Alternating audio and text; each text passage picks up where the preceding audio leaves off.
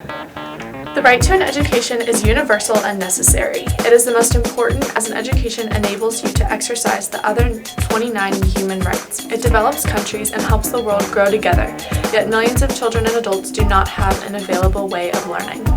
As of 2010, 61 million elementary school pupils were not enrolled in school.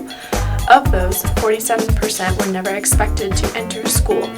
26% left school, and 27% are expected to attend in the future but probably will not. Most families in rural areas do not have schools conveniently located to them. Therefore, if they wanted their kids to have an education but didn't have money to drive them to the city, they wouldn't have the resources to take their kids. Families living in cities are 4 times more likely to get a full education because they are known to be wealthier. Women with a primary school education are 13% more likely to know about safe sex practices and protection against STDs. Unfortunately, 2/3 of the illiterate people in the world are women and are not given an education because of gender roles. 53% of the world's out-of-school children are girls and will never know how to make smart life decisions. Although 1/3 of the men in the world are illiterate, many do not have a full education and are expected to provide for their families. If they do not receive an education, they can't get a job, which causes an endless cycle of being uneducated because he cannot afford education for his children.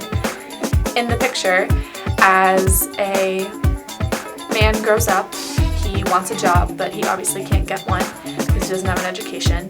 And once he has a family, he can't provide for his family. And once he grows old and dies, when his kids grow up, they will not be able to get an education or get a job, and they won't be able to provide for their families either, causing this endless cycle. We have the power to develop our world's population by making schools in less developed areas. Additionally, there should be more financial aid for kids in rural areas. Lastly, we need to be accepting and supportive of women learning to read and write. Everyone, no matter what gender, social class, wealth class, or location, should be given a free and complete education.